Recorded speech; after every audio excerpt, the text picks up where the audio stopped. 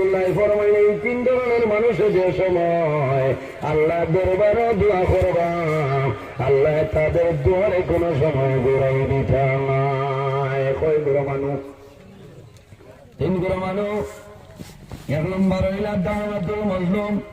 যখন কোন মজলুমি আল্লাহ দরবারে দোয়া করবা এই মজলুমের দোয়া আল্লাহ কোন সময় ঘুরাই দিতা বাইরে। এই জমিনে অন্যায় ভাবে কোন মানুষের জুলুম অত্যাচার করিও না। বন্দা যদি অন্যায় ভাবে কোন মানুষের জুলুম অত্যাচার করিলাম আল্লাহর বন্দায় জমিন তলে আল্লাহ দরবারে দোয়া করবো আয় আল্লাহ আমি জমিনের মধ্যে দুর্বল হওয়ার কারণে অভাবী হওয়ার কারণে গরিব হওয়ার কারণে আল্লাহ তোমার বন্দা জুলুম অত্যাচার করি আল্লাহ তোমার দরবারে দোয়া করি আর তোমার বন্দার বিচার খানার মৌলায় হরিলাম। রাসূলুল্লাহ ফরমায় দাওয়াতুল মাজলুম এই মজলুমে যে দোয়া করব এই মজলুমের দোয়া আল্লাহর যাতে কোনো সময় ঘুরাই দেয় না। সুবহানাল্লাহ।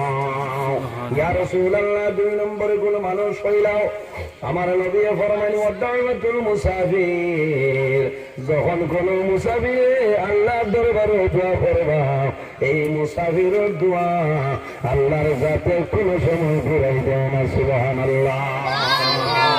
আর দোয়া মুসাফিরের দোয়া। এর কারণে বাইরে আমার বুজুর্গণ যখন কোন মুসাফির ভাইবা কোন মেহমান জমিন পাইবা এই মেহমানের লগে মেহমানদারি করিও মুসাফিরের সঙ্গে ভালো ব্যবহার করিও। আল্লাহর বন্দা সবরের হালতে যদি দোয়া করিয়া যায় আল্লাহ যদি তোমার জন্য ভালো দোয়া করিলাই আল্লাহ তোমার ভালো করিয়া দিবা। আর যদি মুসাফিরে তোমার জন্য বদদোয়া করিলাই এই মুসাফিরের বদদোয়ার কারণে আল্লাহ তোমার জমিনের মধ্যে ধ্বংস করে দিবা।